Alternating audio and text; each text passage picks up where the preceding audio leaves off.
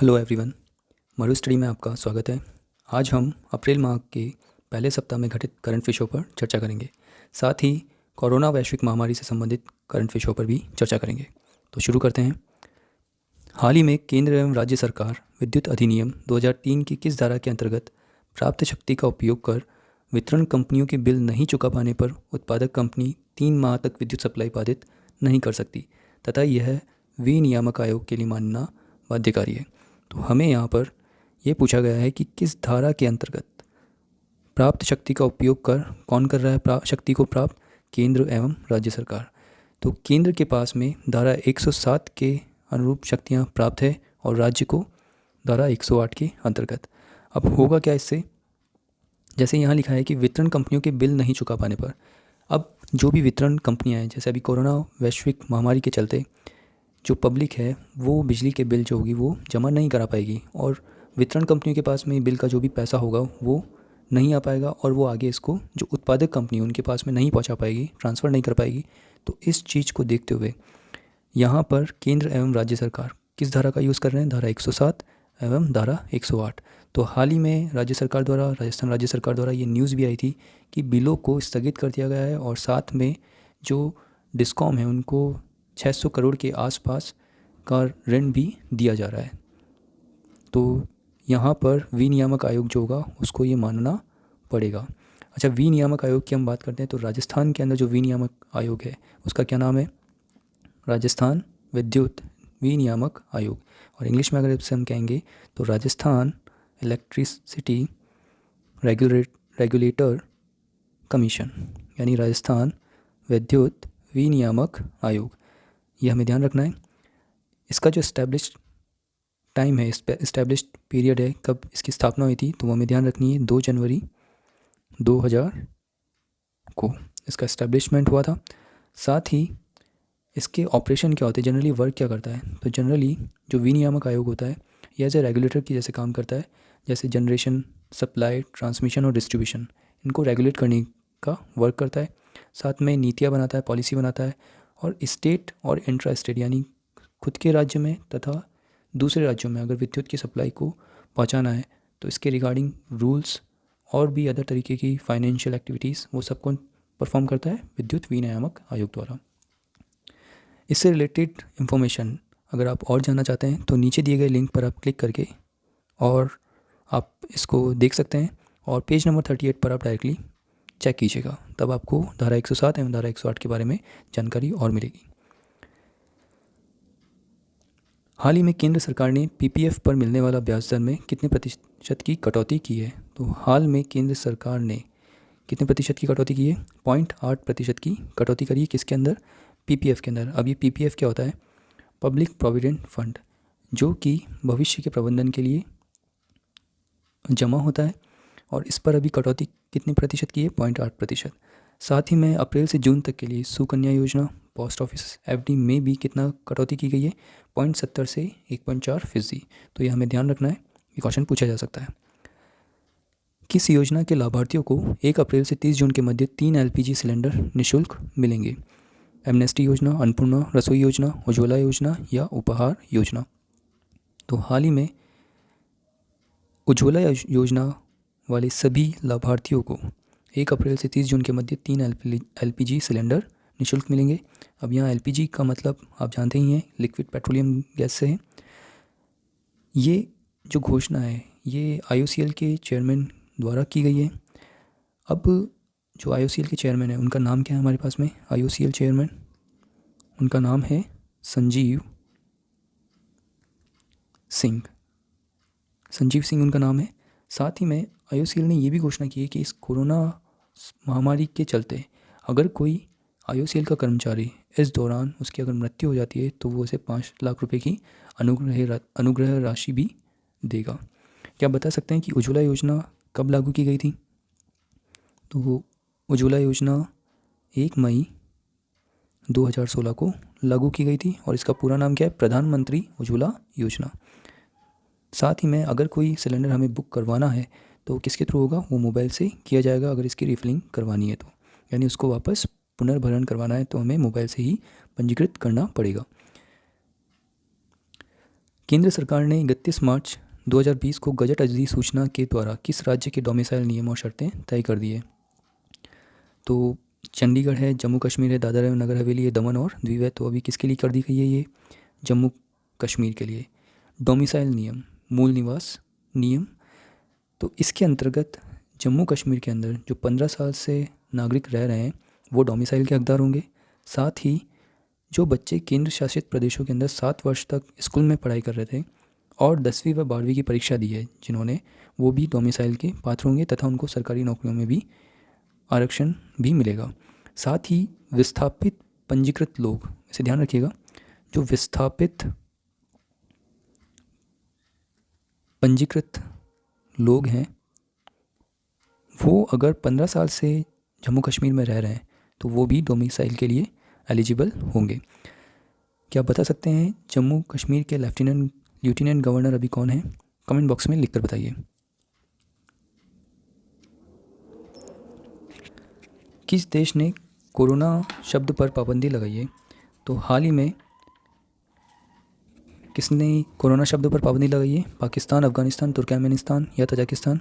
तो हाल ही में तुर्कमेनिस्तान ने कोरोना शब्द पर पाबंदी लगाई है। अगर कोई इसको यूज़ करता है, कोई बोलता है, तो उसे सज़ा का प्रावधान रखा गया है इसके अंतर्गत।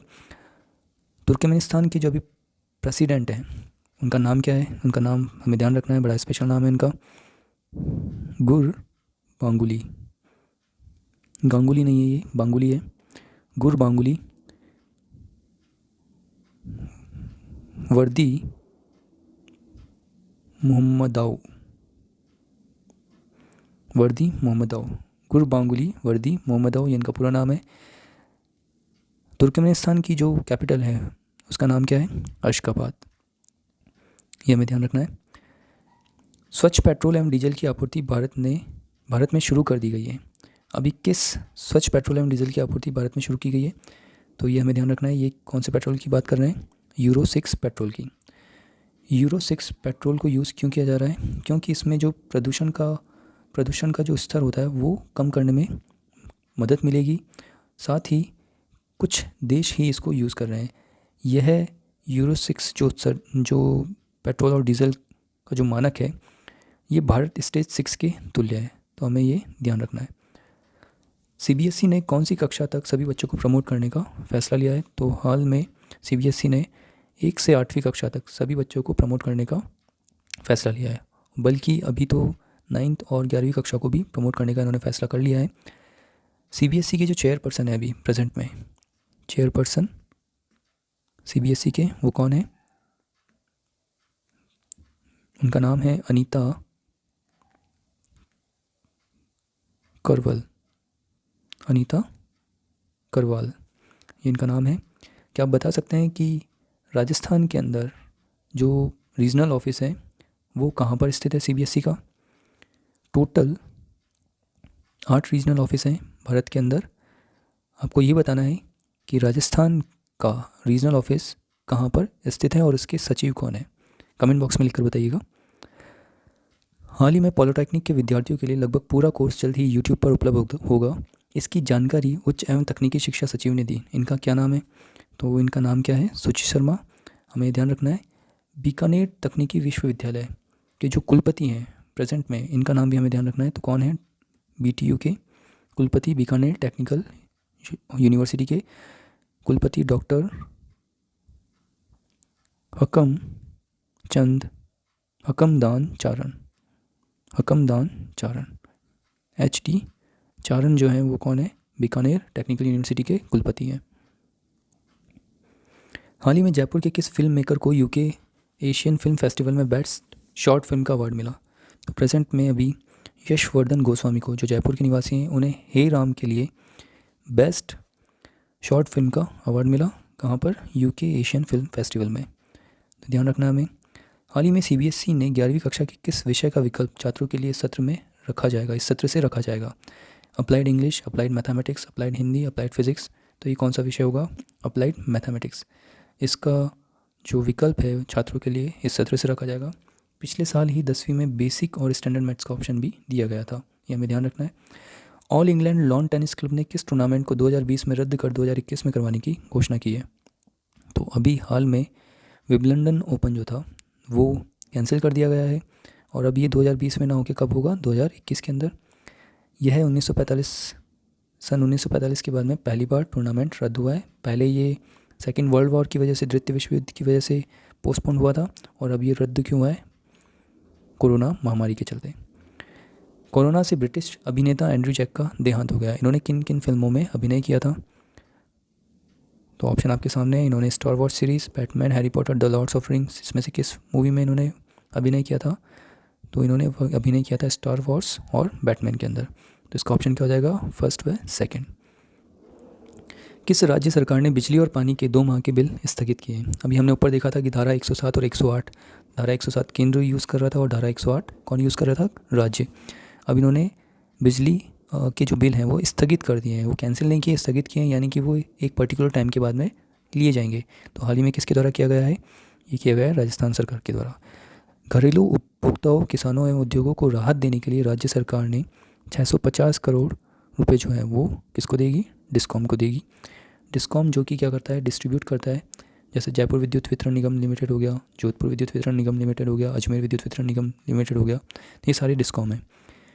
उद्योग प्रतिष्ठान के अप्रैल मई के बिल में फिक्स्ड चार्ज 31 मई 2020 तक स्थगित किए गए हैं, तथा लॉकडाउन से मुक्त प्रतिष्ठान एवं राजकीय कार्यालय या संस्था को छोड़कर, यानी कि जो लॉकडाउन से मुक्त है, यानी वहाँ पे अभी भी वर्क हो रहा है, उनको ये चार्ज देना पड़ेगा, बाकी सबके लिए चार्ज देने की अभी ज़रूरत नहीं है। तो हमें ध्यान रखना है। हाल ही में भारत सरकार ने कौन सा corona virus tracking app launch किया है, तो प्रेजेंट में कौन सा ऐप लॉन्च किया है, आरोग्य सेतु। यह ऐप लोकेशन डाटा एवं ब्लूटूथ से संक्रमण के बारे में बताता है। साथ ही आईआईटी मुंबई ने भी एक क्वारंटाइन ऐप को बनाया है, और इसके साथ आईआईटी दिल्ली ने भी ब्लूटूथ टेक्नोलॉजी पर आधारित एक ऐप बनाया है। तो हमें ये ध्यान रखना है। हाल ही में कर्मचारियों को कोरोना से संबंधित जानकारी प्राप्त करने के लिए इंफ्रारेड तकनीक को उपयोग कर टेम्परेचर सेंसर गन किसके द्वारा बनाई गई है, तो हाल ही में टेम्परेचर सेंसर गन किसके द्वारा बनाई गई है, नौसेना डॉकयार्ड मुंबई के द्वारा। अब ये नौसेना डॉकयार्ड मुंबई के द्वारा बनाई गई है। तो हमारे प्रेजेंट में नौसेना अध्यक्ष कौन है, एडमिरल करमवीर सिंह। एडमिरल करमवीर सिंह हमारे कौन है, अभी नौसेना अध्यक्ष हैं। क्या आप बताएंगे नौसेना दिवस कब बनाया नौसेना दिवस कब बनाया जाता है, कमेंट बॉक्स में लिख कर बताइए। पीपीई का क्या मतलब है। हाल ही में कोरोना महामारी के चलते इस वर्ड को काफ़ी यूज़ किया जा रहा है। आपके सामने ऑप्शन दिए हुए हैं, people protection equipment, personal protection equipment, people protective equipment या पर्सनल प्रोटेक्टिव इक्विपमेंट। तो ये हमें ध्यान रखना है कि इसका आंसर क्या होगा, पर्सनल प्रोटेक्टिव इक्विपमेंट। यहाँ पर आप जब कभी न्यूज़ पढ़ेंगे तो वहाँ इसको पर्सनल प्रोटेक्शन इक्विपमेंट भी कहा जा रहा है, जो कि गलत है। WHO की साइट पर इसे पर्सनल प्रोटेक्टिव इक्विपमेंट और ICMR यानी कि जो Indian council for medical research है, वहाँ पर भी इसको क्या बताया गया है, पर्सनल प्रोटेक्टिव इक्विपमेंट। तो PPE का हमें ध्यान रखना है। राज्य में राजस्थान कारागार विभाग द्वारा जेल से बंदियों की परिजन से मुलाकात अब मुलाकात प्रोजेक्ट के तहत कराई जाएगी। इस ऑपरेशन का क्या नाम रखा गया है, तो हाल ही में राजस्थान कारागार विभाग द्वारा ऑपरेशन संजय एवं खाका तैयार किया गया है। ऑपरेशन संजय आपको याद होगा, जो महाभारत के युद्ध के दौरान जो भी घटनाएं घटित होती थी उसके बारे में बताता था धृतराष्ट्र को। तो संजय भी कुछ ऐसा ही है। इसमें जो बंदी गृह के अंदर जो बंदी है, जो जेल के अंदर है, वो अपने परिजनों से 5 मिनट के लिए मुलाकात प्रोजेक्ट के थ्रू प्रिजन वेबसाइट से क्या कर सकता है, प्रत्यक्ष मुलाकात कर सकता है वीडियो के थ्रू। और इस ऑपरेशन का नाम क्या दिया गया है, ऑपरेशन संजय एवं खाका। वर्तमान में गवर्नमेंट ऑफ राजस्थान के जो जेल डिपार्टमेंट के DGP हैं, हमें उनका नाम ध्यान रखना है। वो कौन है, श्री NRK रेड्डी, श्री NRK रेड्डी। तो ये इनका नाम हमें ध्यान रखना है। हाल ही में डकवर्थ लुईस नियम देने वाले टोनी लुईस का निधन हो गया। ये नियम उन्होंने फ्रैंक डकवर्थ के साथ मिलकर कब दिया था, तो 2 व्यक्ति थे जिसका हम क्रिकेट के अंदर एक नियम होता है जिसको हम डकवर्थ लुईस के नाम से भी जानते हैं। तो उसमें से एक फ्रैंक डकवर्थ थे और एक कौन थे, टोनी लुईस। तो फ्रैंक डकवर्थ और टोनी लुईस में से अभी टोनी लुईस का निधन हो गया है। इन्होंने ये नियम कब दिया था, इन्होंने ये नियम दिया था 1999 के अंदर। साथ ही सबसे इंटरेस्टिंग फैक्ट, टोनी लुईस जो थे वो एक मैथमेटिशियन थे, गणितज्ञ भी थे, तो हमें इस चीज़ का ध्यान रखना है। और इन्हें 2010 में MBE से सम्मानित किया गया था। यहाँ MBE जो मतलब है, MBE इसका मतलब क्या है? Member of order of British Empire, member of order of British Empire. तो इन्हें MBE से भी सम्मानित किया गया था, तो ये आपको ध्यान रखना है। कोरोना डिसइंफेक्शन टनल कहाँ बनाया गया है? इसमें सोडियम हाइपोक्लोराइड के 1 ppm के 1% का छिड़काव स्प्रे मशीन से 3 सेकंड के लिए होगा। तो ये हाल ही में तिरुपुर के तेनमपालयम में बनाया गया है, जो तमिलनाडु के अंदर आता है। अभी WHO ने ऐसे टनल्स को रिस्की बताया है। तो जनरली जो छिड़काव किया जाएगा स्प्रे मशीन के थ्रू, उसमें जो भी केमिकल होगा वो डायरेक्टली बॉडी को नुकसान कर सकता है, इसलिए WHO ने मना किया है। लेकिन तब भी क्योंकि ये इसके अंदर इसको बनाया गया है डिसइंफेक्शन टनल, तो जब तक इसके स्टैंडर्ड्स अवेलेबल नहीं होते तब तक इसको यूज़ करना थोड़ा रिस्की होगा, लेकिन हमें ध्यान रखना है। कोरोना से लड़ने के लिए केंद्र सरकार ने राज्यों को कितने करोड़ रुपए जारी किए हैं? तो हाल ही में केंद्र सरकार ने कितने करोड़ रुपए जारी किए हैं? 17,000 करोड़ रुपए जारी किए हैं राज्यों के लिए। इसमें आपदा कोष के अंदर 11,000 रुपये और 11,000 रुपये नहीं, सॉरी 11,000 करोड़ रुपए, और राजस्व घाटे के लिए 6,000 करोड़ रुपए आवंटित किए गए हैं। साथ ही इसकी जो सिफारिश है वो किसने की थी? वित्त आयोग ने। क्या आप बता सकते हैं कि वित्त आयोग किस आर्टिकल के अंतर्गत आता है? कमेंट बॉक्स में लिखकर बताइए। साथ ही अभी जो वित्त आयोग है वो कौन सा आयोग है? 15वां वित्त आयोग है, और इसके चेयरमैन कौन है अभी? Mister NK Singh. ये कौन है? वित्त आयोग के चेयरमैन है। आपको कमेंट बॉक्स में लिखकर बताना है कि वित्त आयोग किस आर्टिकल के अंतर्गत आता है। विश्व बैंक भारत को कितना इमरजेंसी फंड देगा? तो विश्व बैंक प्रेजेंट में भारत को $1 अरब इमरजेंसी फंड देगा कोरोना से निपटने के लिए। हाल ही में विकासशील देशों के लिए विश्व बैंक के पहले चरण की मदद में 25 देशों को मदद की जा रही है, जिसमें $1.29 अरब की मंजूरी मिल गई है। और दक्षिण एशिया में पाकिस्तान को $20 करोड़, अफगानिस्तान को $10 करोड़ और श्रीलंका को $12.86 करोड़ की मदद की गई है। तो विश्व बैंक भारत को कितना इमरजेंसी फंड दे रहा है? $1 अरब।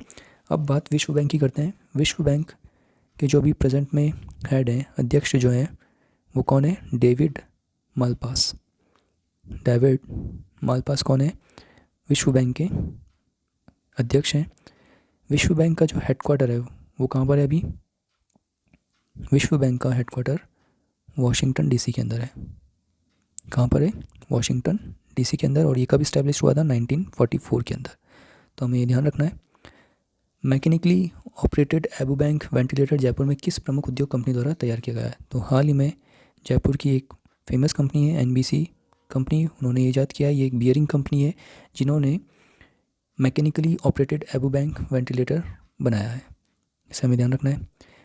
पोर्टेबल इमरजेंसी वेंटिलेटर जीवन लाइट किन 2 प्रौद्योगिकी संस्थान द्वारा बनाया गया है? तो हाल ही में ये IIT हैदराबाद और centre for health care entrepreneurship की एक स्टार्टअप कंपनी जिसका नाम क्या है? एरोबायोसिस। इन्होंने जीवन लाइट करके एक पोर्टेबल इमरजेंसी वेंटिलेटर बनाया है। इसकी खासियत क्या क्या है? इसे मोबाइल ऐप के जरिए मॉनिटर किया जा सकता है तथा जो भी पेशेंट की सांस है उसको रिकॉर्ड किया जा सकता है, और ये बैटरी ऑपरेटेड भी है। तो ये कौन सा है वेंटिलेटर? जीवन लाइट के नाम से। और किन्होंने किया है? IIT हैदराबाद और centre for health care entrepreneurship का एक स्टार्टअप है जिसका नाम क्या है? एरोबायोसिस। उन्होंने ये मिलकर बनाया है। अभी चैत्र माह चल रहा है। चैत्र माह अभी थोड़े समय पहले निकल चुका है। इस माह में जो भी प्रसिद्ध उत्सव और त्यौहार जो थे और जो भी मेले भरने थे जो कि चर्चा में आए थे, लेकिन कोरोना महामारी के चलते ये उत्सव का आयोजन, मेलों का आयोजन नहीं हो पाया, उनकी हम बात करते हैं। तो हमारे पास में सबसे पहले है शेखावटी पर्यटक उत्सव। ये कहाँ मनाया जाता है? सीकर के अंदर। गणगौर मेला ये कब मनाया जाता है? चैत्र शुक्ल तृतीया को। चैत्र शुक्ल तृतीया को गणगौर मेला आयोजित किया जाता है इसका, और ये कहाँ पर होता है? जयपुर के अंदर। गणगौर से एक दिन पहले किसका आयोजन किया जाता है? सिंजारा का। किसका आयोजन किया जाता है? सिंजारा का। तो ये हमें ध्यान रखना है। गणगौर उत्सव कहाँ का फेमस है? शाहपुरा का गणगौर महोत्सव राजसमंद के अंदर, और नाथद्वारा में के आसपास गुलाबी गणगौर भी मनाई जाती है। मेवाड़ उत्सव उदयपुर का। बलदेव पशु मेला कहाँ पे होगा? नागौर के अंदर। नागौर का फेमस है। महावीर जी का मेला करौली में, और मल्लीनाथ पशु मेला बाड़मेर का फेमस है।